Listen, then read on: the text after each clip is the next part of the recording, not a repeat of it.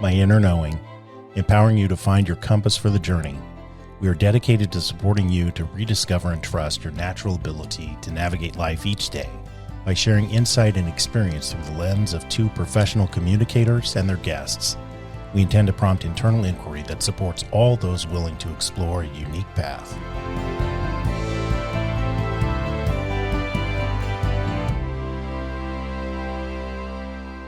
Well, hello. Hello. How are you? Great. Yeah. Why are you great? Well, you tell me. Nope. No, it's one of those nights, I guess. I'm getting over being sick. Yeah. But I feel pretty good. Just happy to be here with you. Yeah. Thanks. Yeah. Me too. It's always babe. a highlight. Yeah. Nice to create the space for these conversations. Yeah. Yeah.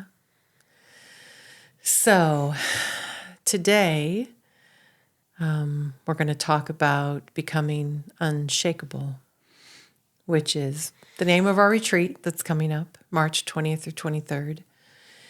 And the retreat will be about pushing ourselves into safe but uncomfortable situations where we really can see more clearly how we get in our own way. And I know you're really excited I because am. you have thought of many activities that we can do Yes. to really help us find more groundedness and, I don't know, steadfastness in our body. Yeah. Willingness to risk. Yeah. Tell me more. What are you thinking? Well, it's just the idea came to me just from all the years I've spent as a trial lawyer. You know, I've been at it. It will be 30 years this September. Wow. And public speaking is one of the great fears that people have. And that's ultimately what I do. Sure. And you have to become unshakable. Yeah. And becoming unshakable does not mean that you don't have fear. Right. Or you don't have some shakes too, right? Yeah. Where do you feel like you are on your journey of becoming unshakable? In that arena, I am pretty unshakable, but not completely. Yeah. Yeah. Okay. Yeah. And that's okay. Yeah. Where I am is I've accepted the fear and some of the doubt, but I've learned how to control it Okay. and to use it because it provides energy for sure. Yeah. And it provides power when you're telling your truth. So I've gone through a lot of training. You know, I do continuing education all the time. I go to seminars across the country, and there's just so much of it that you're standing up in front of groups of strangers and presenting a portion of a case or having people act like they're jurors to practice or standing in front of real juries and doing it. Yeah. And you've been to one. I have. Yeah. So it's not about being a lawyer, but it is about being in those sorts of situations and how do you handle the initial reaction of freeze and proceed anyway. Yeah. Yeah. Well, outside of the courtroom, what would you imagine some of those situations to be? Choose any difficulty in life, hard conversations with loved ones, Yeah. children, spouses, Yeah. friends, coworkers, bosses. Yeah. No different, really. Not that hurdle of, can I stand up for what I believe is right? Can I use my voice? Do I trust enough in just the process Yeah. that even if I don't get what I want, Right. even if I fall flat, Right. or the answer is no, Yeah. I'll do it anyway. Yeah. Because what else is there? Yeah. Really? And it's not as if I always am at that point. I still, with all that experience and all the rest, there's still times that I hesitate. But I think that I would guess when it comes to the end of my days, the regrets will be the times that I did not push through. Yeah. Yeah. Well, I Maybe hope. not many, because I've pushed through a lot. Yeah. Well, and I hope too that grace for yourself is developed enough that you can also know that you were doing the best that you could Yeah. at that time. I think it's a really good point, babe.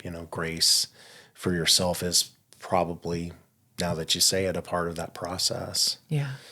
If you are busy beating yourself up for everything that you did imperfectly when you made the attempt, Right. whether in the courtroom or in the boardroom or over the lunch table or over the dinner table or wherever it is, Yeah. recognizing I am human and I am here to learn. Yeah. And it doesn't matter in the big scheme of things how well I did it. I think what matters is that I did. And if I didn't, then I'll try again tomorrow. Yeah. Yeah. To me, I think about as we build any skill, it doesn't matter what area of our life it's in. Practice is all we can do, right? Yeah. It's always an experiment. It's always practice.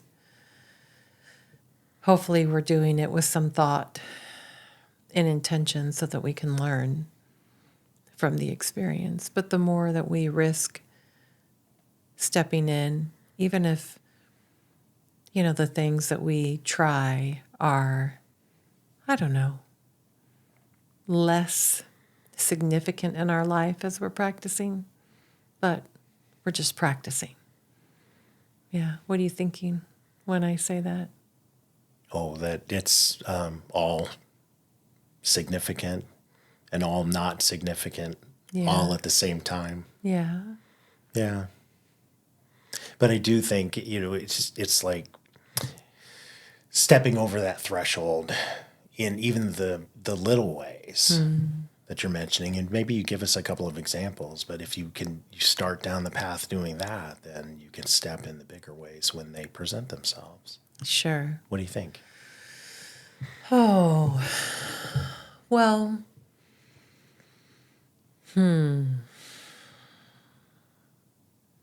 there's a lot of different things that come to mind. I'm thinking of a particular example, and I'm trying to think about what's the best way to teach about it.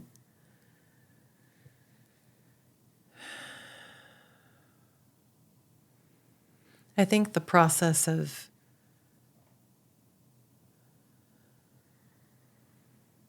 learning to trust ourselves requires movement on our part, right? Like we have to step in and try things, or how do we build that, right? And ultimately, that's what this is all about. Everything that we're doing, learning to trust ourselves, our inner knowing. And so I think if we can go back and remember that as children, very few of us were raised in such a way that we were taught to be curious with ourselves, to be aware of our whole experience, to learn to value things in ways that were helpful to us instead of increasing fear or doubt or... And so I think about, when does self-doubt come up for us? When do we recognize that it's there, that it's present, that we don't trust ourselves?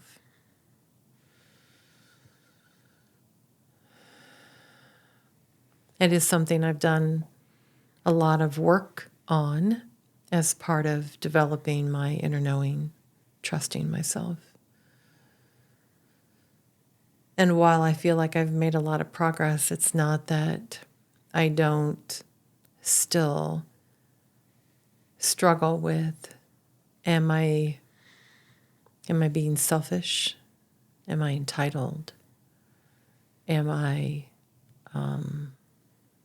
dramatic? Am I wrong? Am I coming from ego? Is it coming from my little girl? I mean, there's a lot of conversation I can have in there about it.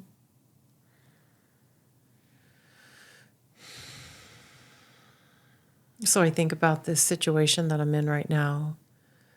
And I may have said it like this before, I don't remember, but I am for sure in a justice phase of my life that I don't think is going away, but, like it was there when I was little. And then I know that there was a lot of feedback that I got about having a voice that was not helpful. And really being trained to not trust myself. So I've been working on that for over 20 years, trying to learn myself again. And so in that, process, when I have an experience of, injustice, it takes me a while, to get clear. I'm very intentional and thoughtful about pulling information and, getting feedback by people who might be experts in a particular field, but always still trusting myself. And so when I think about this particular situation, I've engaged several professionals to give me guidance. And what I recognize is that their way of walking in the world is very different than mine. And for me, I'm very clear on what is happening that is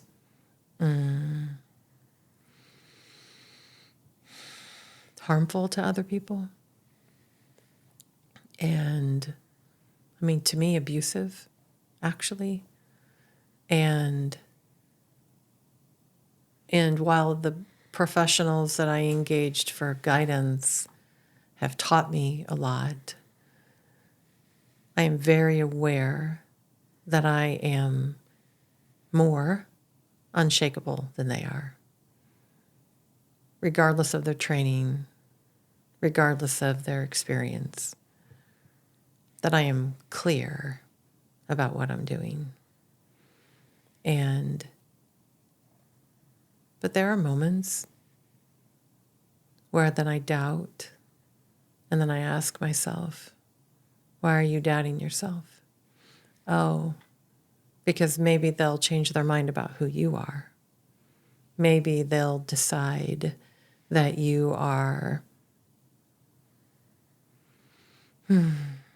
dramatic. Maybe they'll decide that you're entitled, even though what you're asking for is really what is owed to you based off contracts, documents, right? Mm-hmm. But that I should just don't make a big deal out of that. You sure you want to make sure that you want the money you're entitled to? Mm-hmm. Are you sure that you do? And I think, wow, really that, reinforcement of the message, that you're asking for too much, even if it is literally owed to you. Mm-hmm. Yeah. Yeah. But it doesn't last long anymore. Sure. What do you think brought about the change for you to go from being in a doubting space and deciding and allowing the doubt to rule the day, mm-hmm. and being daring? I think a lot of practice. I do. I think it's been a lot of practice. Asking for things. Even, I think about even when you were in the hospital, last month and there was something that you needed. And sure, I don't know if 10, 15, 20 years ago I would have,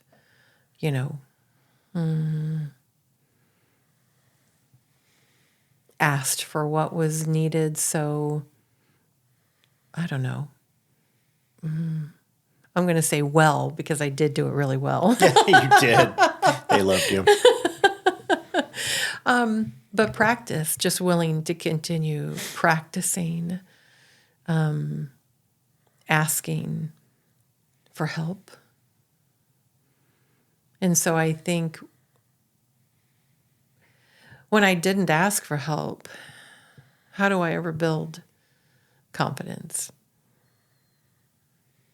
Because then I'm really coming from a place of fear and lack, right? I'm not coming from a place of any level of belief that I can get my need met.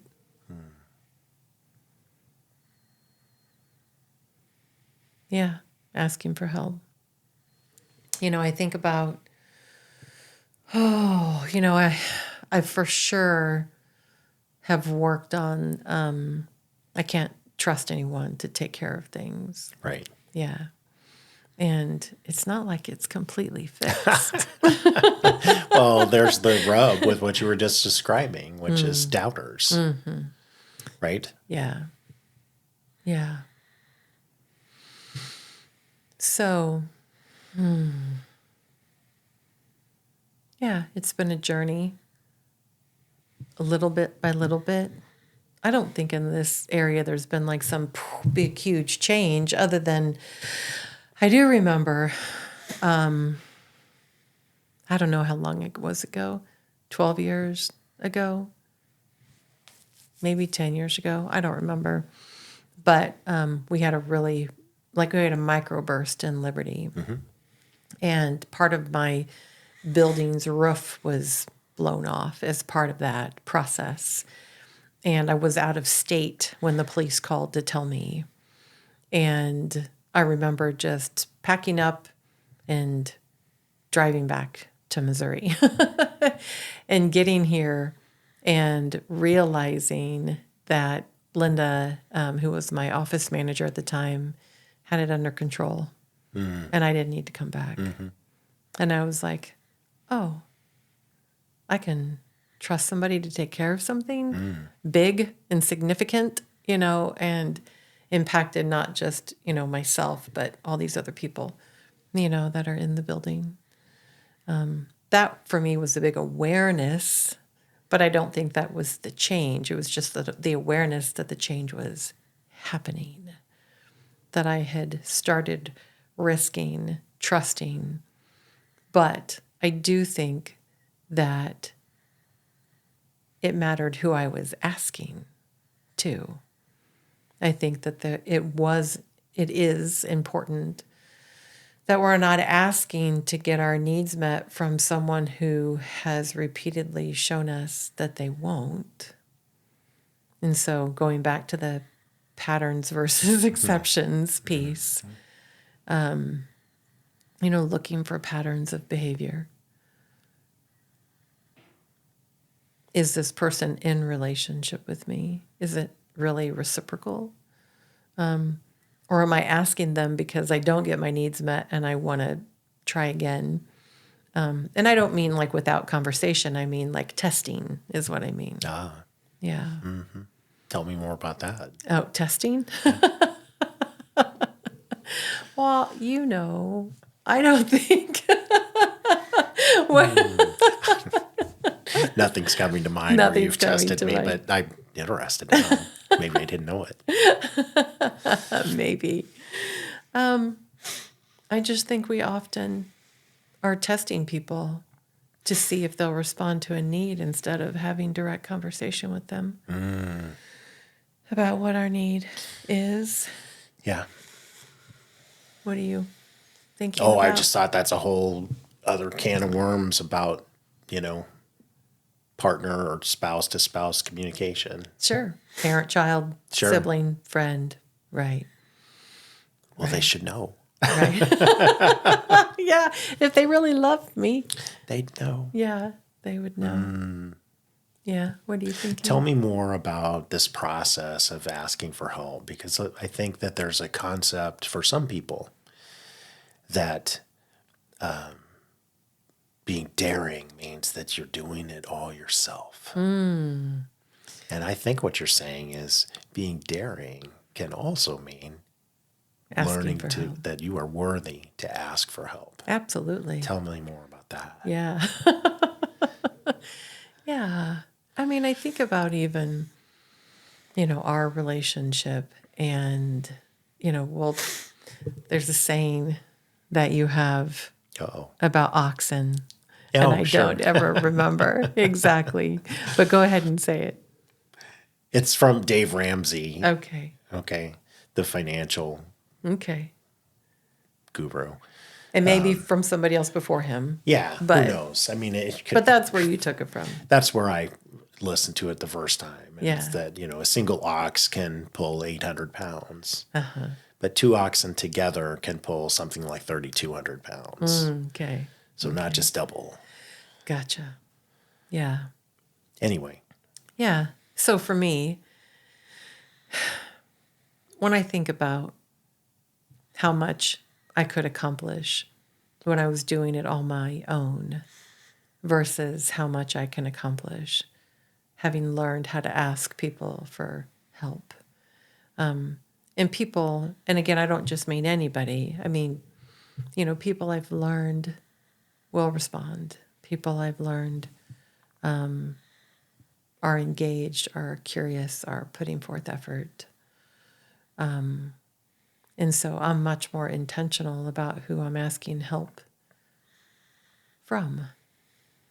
Again, I think we're often asking for help from people that we are not going to get our needs met from. Yeah. Are you finished Yeah, with that? yeah. What's coming to mind, though, is I'm distinguishing between the people who we have a pattern. There's a pattern that they're not going to meet our needs, but we keep thinking they might. And being willing to risk asking somebody that you have no idea and no particular relationship with Yeah. if they will help you. Yeah. And guess what? Yeah. Yeah. I remember years ago, I was working with someone and they were trying to see parts of themselves they couldn't see. And they had recently gone on retreat. And I said, what do you think about reaching out to some of the people that were on retreat and asking them how they experienced you? And she was like, what? And I said, you can just say, pick a few people and just say, these are things I'm really trying to understand about myself. I really want to see myself more clearly. And I really, truly do want your feedback. I don't want you to just tell me, oh, you were great or whatever. Like, I really am trying to grow. Mm-hmm. Yeah. And she did. Right? Was she terrified? I think so. But she did But it she was anyway. daring. Yeah. And? Yeah. Yeah.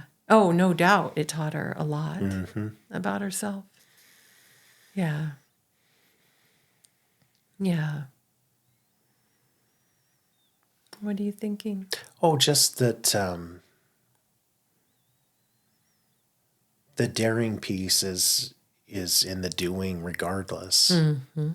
And this turned into how to ask for help, which is fascinating, but I think you're making some really important points about it. Yeah. And it does take daring to ask even those that you do have relationship with for help. Yeah. At least it has been for me. I guess I shouldn't speak for everybody out there, but I'm not that uncommon. And then to step beyond that, to ask somebody that you don't know Yeah. that you don't have a clue or relationship with. That's a lot of daring. But what is strange is sometimes it really works. Oh, absolutely. What are you thinking when you say that? I mean, something came to mind, but what are you thinking? I'm thinking about a book that I just listened to where somebody was giving an example where Steve Jobs was a teenager. I think it was 15, and he called up some executive in the industry just out of the blue and somehow got through. Easier 50 years ago, but go ahead. I have this idea. I was wondering if you could help me, blah, blah, blah. And it was like, absolutely. And so, then he was off to the races. But I could be misquoting it, but it was like that. Yeah. And I just thought, how bold. I wish that I'd been that bold at 15, or even now. Yeah. I am. And it's, I think it happens in categories too. Yeah.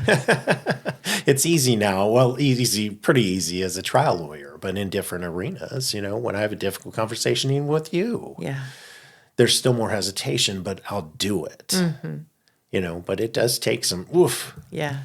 Yeah. Or asking family members for help without feeling like you have to sacrifice to get their help. Kind of like the story I was telling about my brother asking for that. Oh, yeah. That antiquity that my dad had. He thought he'd have to trade me. Right. And, I thought, gosh, brother, you don't have to give up something. But I can put myself in the reverse and think, well, when I ask a sibling for help, even sometimes I have that same thought. And I don't know if that's just deeply ingrained in our family, but probably many others too. Yeah, I would guess so. Yeah. I mean, part of it comes back to worthiness, doesn't it? Oh, absolutely. Do you think you have to have worthiness to be daring? I'm throwing the big ones at you Well, I think there has to be, I think that's tricky because being daring and looking daring are not the same thing. Yeah. Or feeling daring. Yeah. That's true. Yeah. What are you thinking? Well, I was thinking about the podcast we did where I was telling about my trial experience. Yeah. Did I feel daring? No. I wanted to run away, run down the hall screaming, they're liars, they're liars. But I did it anyway. Right. I stepped into the breach. Whew. Yeah. The same could be said with having a hard conversation with a family member. Yeah. Well, to me, it's interesting to think about. I think about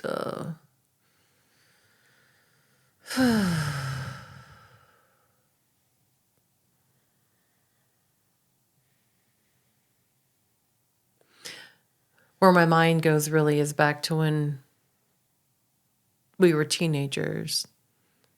And we would do something like I was racing. I liked to race when I drove when I was a teenager. I know. And I would say I was acting daring. But I was really insecure. I was looking for belonging. Absolutely, there was ego at play. I was trying to prove that I was a better driver than all the boys because I was the only girl that was racing. I was trying to, I don't remember what some of the other cars were, but they were not a Chevy Spectrum, which was what I was driving.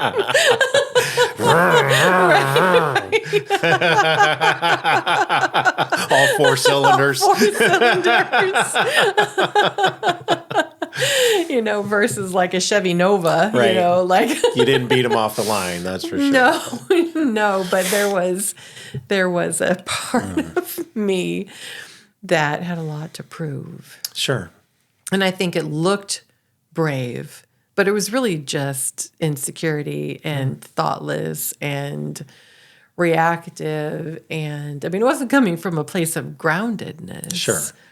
I remember, I had a friend in the car and we were driving somewhere and it was very curvy and I, was showing off, and it was daring, but it wasn't, wasn't brave. It was just, ego. So, and ran the car off the road and I think, either bent something that was not good, and we didn't have a lot of money. So I think that can look daring. It wasn't. Not in how I view daring. Fascinating. No. Yeah. What do you? Well, because I was looking at it from the other side, which is Yeah. it can look like fear when it's really daring. And it can look like daring when it's really ego or... Fear. Well, fear of being abandoned, Right. fear of not being accepted, fear of not being good enough. I think a lot of that went into looking daring. But I wasn't really brave. It was really dangerous. So what's the distinguishing factor? Groundedness?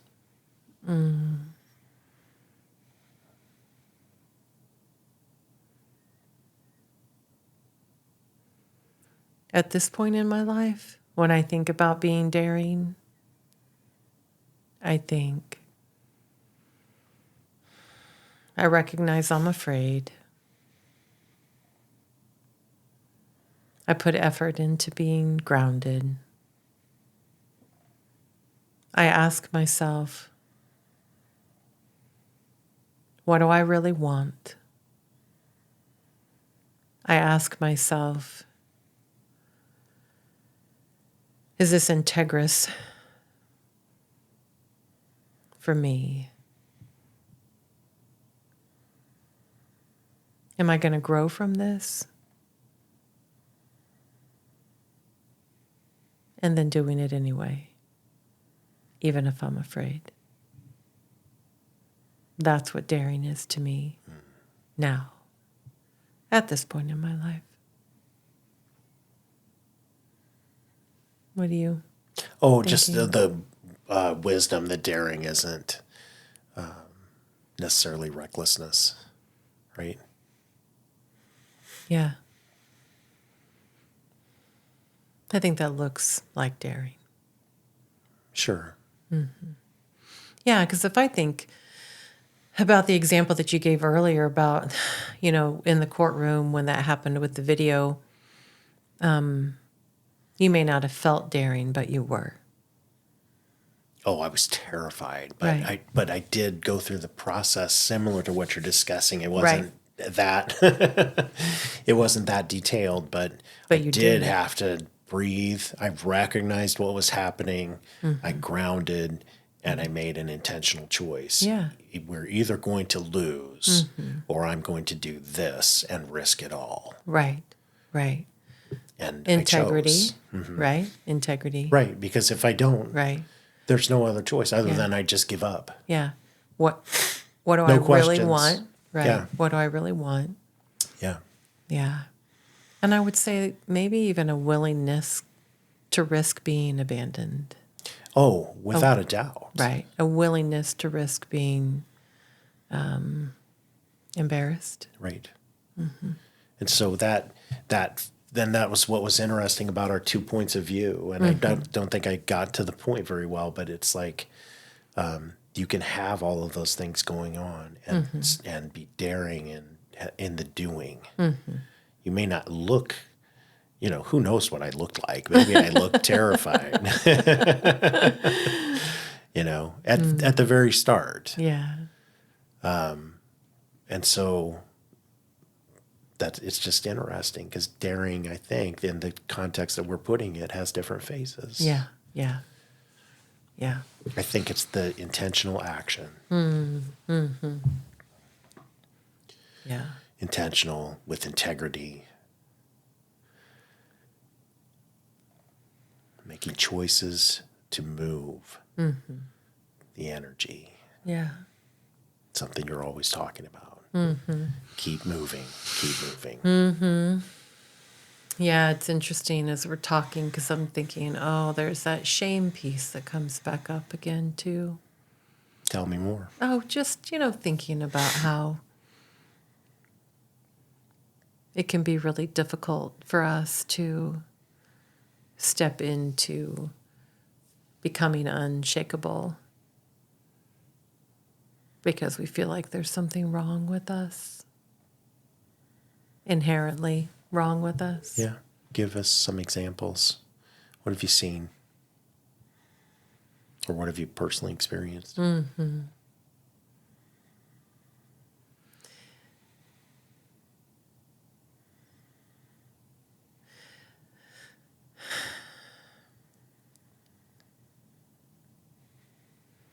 I think about that situation with the surgeon that didn't do my hernia repair very well. And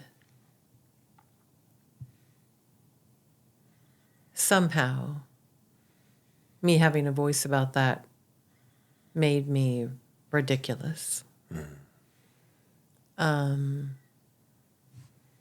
The response was an intent, the response by, I don't know what you would call it, the people in power, was, I can't believe that you're even saying anything. Right. It was very much, a shame, based response, right? We're going to put you in your place. We're going to attempt to make you feel like you are not worthy, that you should be grateful for whatever you got. And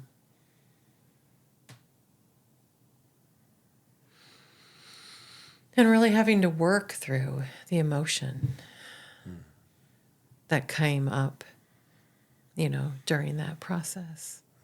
And that awareness of, I didn't do anything wrong. But it's hard to get there. Can be hard to get there. Yeah. I didn't do anything wrong. Victimizing the victim. However,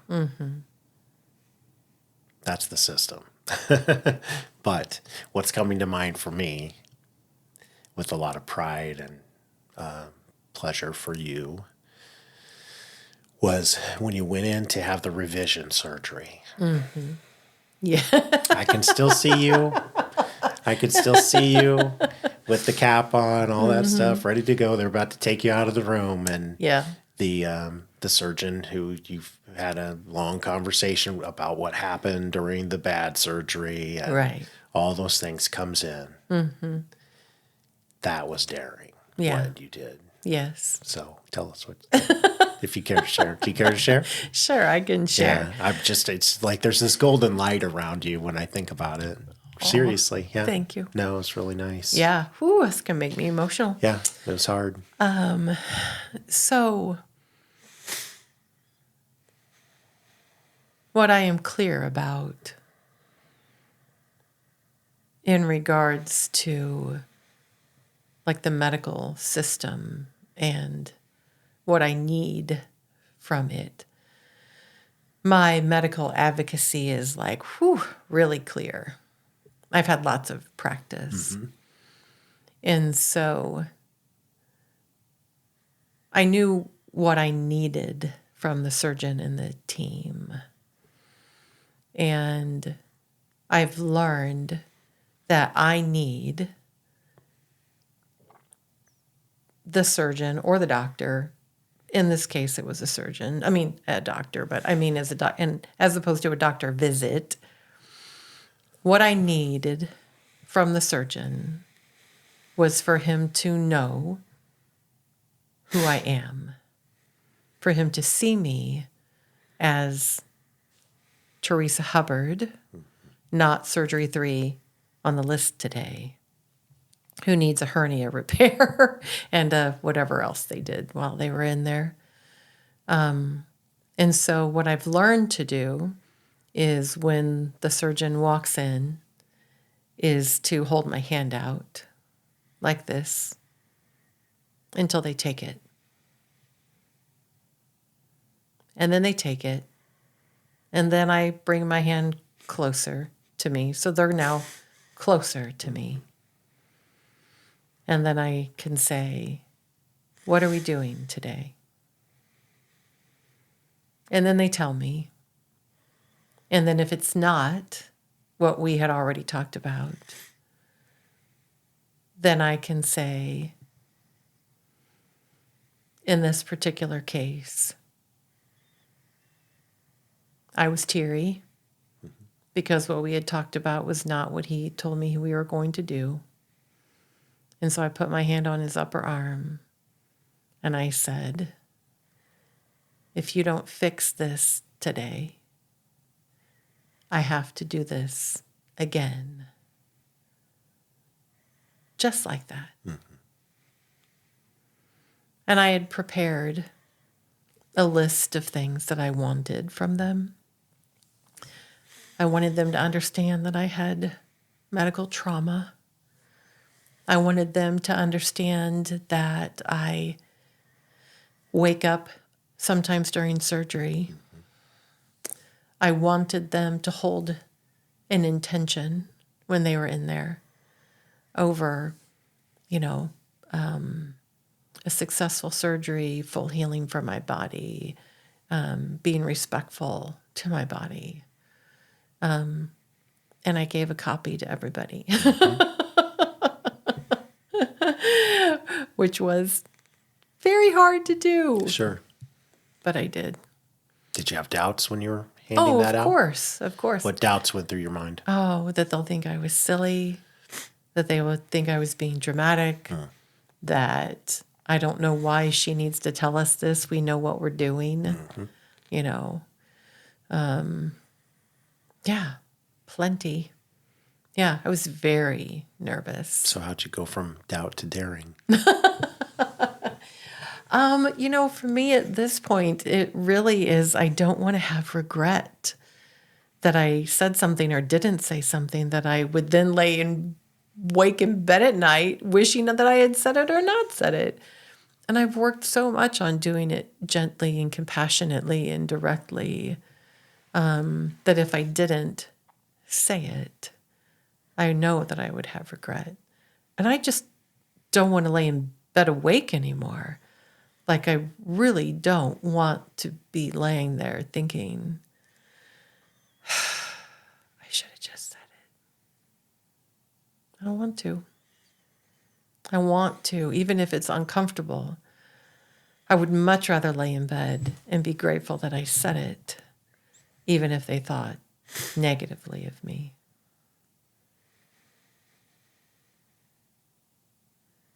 What? Just to go from one of your greatest traumas, that space is one of your greatest traumas, and with what had happened and all of the fear and the doubt and all of that, to working through the process, reading literature. What was the book that Nancy sent you? We'll have to list that. I think Preparing for Surgery is what it was called. I can't remember the lady's name, but we'll put it in the episode description. Yeah, drastic improvement in outcomes when the surgical team recognizes that there's a human being on the table and sets an intention for their best outcome. Right. That's the gist. There's a Right. lot more to it. Right. But anyway, I'm just extolling your virtues. So that's huge for, from self-doubt to daring. Because just the whole history that you've shared in different podcasts with almost losing the baby and in this case, and all of those, the difficult births, everything leading to that point. And it's just like the phoenix to me rising from the ashes. And, anyway. Thanks, I babe. love you. You are fierce. Thank you. Yeah. It's been a lot of practice. And you could be fierce and daring, but still have doubts or fear. Yeah. But you were intentional. You had integrity to yourself, to the process, Yeah. and you took action. Yeah. Grounded action. Yeah. You could have been hysterical when the surgeon didn't respond the way you expected. Right. But because of the preparation you had done and the work that you've done, you were able to put your hand on his shoulder and even through tears, without it becoming drama, Right. tell him what you needed. And he heard you. He did. He did. And if you had done it a different way, I'm not sure he'd have been able to. Right. He'd have just, well, put that lady under, you know? Right. Where's the cocktail? Right. Right. No, he did hear me. He did hear you. And he looked, you know, that eye contact was significant. Yeah. And I think that is my take of that surgeon is he is more prone to be that way than most anyway. But it's still a good reminder. Yeah. It's like, I don't know. It's so important, but it was brave and daring. Thank you. Yeah. Thank you for showing Lots of me. practice. Lots of practice. Yeah. Yeah. And I don't want it to come across like this is only for the big times, right? I mean, again, it's the little times that help us get ready for the big times. Exactly. Yeah. 100%. Yeah. And giving yourself, kudos and credit for any time, no matter how small, Yeah.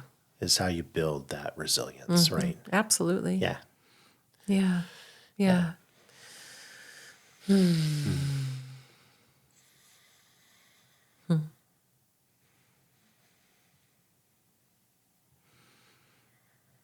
I think it's important work. Becoming unshakable. Oh, yeah. But again, it's a journey, like life. Yeah. Just keep stepping in. That's right. Just keep practicing. Yeah. Yeah. I think about how do I recognize when I could be practicing? So, for example, can I increase my awareness enough that I recognize I want to ask for something, but I'm not? And even if I don't ask for it right then, can I go through the process of asking myself, what do you really want? What's most important to you? Getting really clear. What am I afraid of? What's the worst thing that could happen?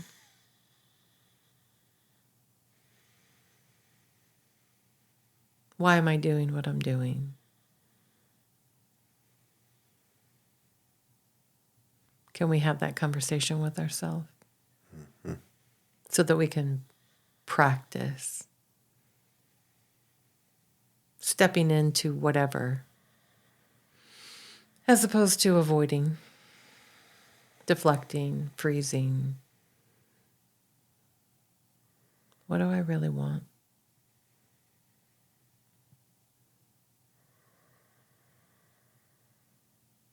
What are you imagining?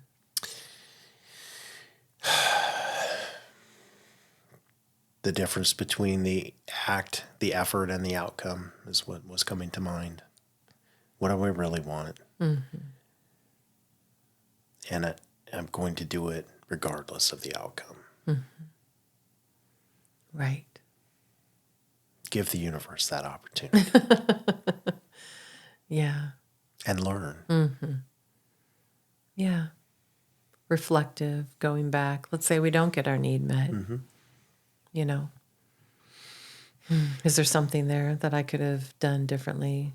Or really, it didn't matter? Was that what I really wanted? Well, yeah.